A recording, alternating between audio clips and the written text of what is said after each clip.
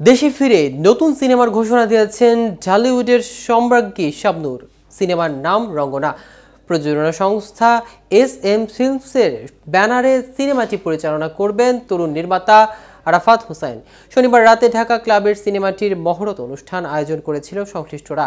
মহরতে শাবনূরকে নিয়ে আরও একটি সিনেমা নির্মাণের ঘোষণা দেন প্রযোজনা সংস্থা এস.এম ফিল্মস। কিন্তু এবার নতুন কোন ধামাকায় যুক্ত হতে যাচ্ছেন ঢাকায় সিনেমার কিংবদন্তি এই নায়িকা? বিস্তারিত থাকছে প্রতিবেদনের বাকি অংশে।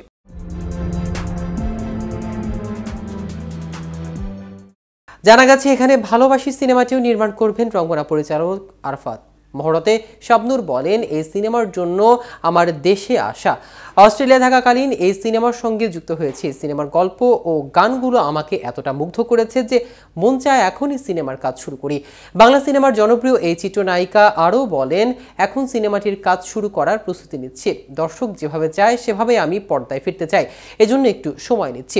পরিচালক আরাফাত বলেন, রঙ্গনা সিনেমাটি আমার সন্তানের মতো। সিনেমাটি দেশ, দশ ও মানুষের হৃদয়ে রক্তক্ষরণের কথা বলবে। এই সিনেমায় আপনাদের হতাশ করবে না ইনশাল্লাহ। তিনি আরো বলেন, কিছু লোক বাংলাদেশের সিনেমা প্রেমী ও আমার প্রযোজকদের নানা রকম মিথ্যাচারে কনফিউজড করে তুলছেন। তাদের সব আচরণ আমাকে দিন দিন আরো সাহসী করে তুলছে।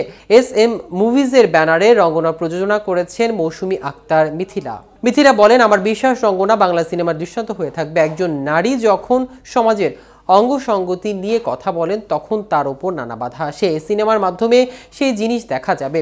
রঞ্জনার প্রযোজক জানার, বাংলাদেশ ও ভারতের সিনেমা শুটিং হবে। সিনেমার বিভিন্ন চরিত্রে অভিনয় করবেন ফজলুর রহমান বাবু, বড়দা মিঠু, গোলাম কিবরিয়া, তানভীর সহ আর অনেকেই।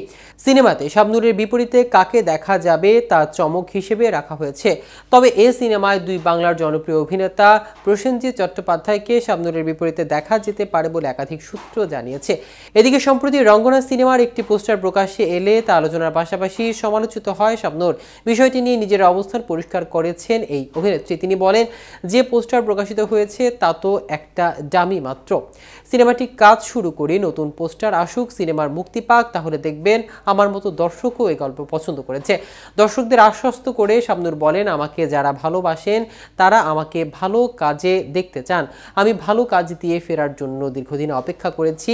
যে সিনেমা দিয়ে ফিরছি সেই কাজটি মুক্তির পর সকলের ভুল ভাঙবে। পরিচালক তরুণ হলেও কাজটি তার নতুন নয়, দারুণ একটি সিনেমা তিনি উপহার দেবেন। দীর্ঘদিন আগে শোনা যায় চয়নিকা চৌধুরী পরিচালিত একটি সিনেমায় মাহফুজ আহমেদের বিপরীতে অভিনয় করবেন শাবনূর। এ বিষয়ে তিনি বলেন, মাতাল হাওয়া সিনেমাটি এখনো চূড়ান্ত নয়। সিনেমাটি নিয়ে এখনো বিস্তারিত আলাপ বাকি রয়েছে।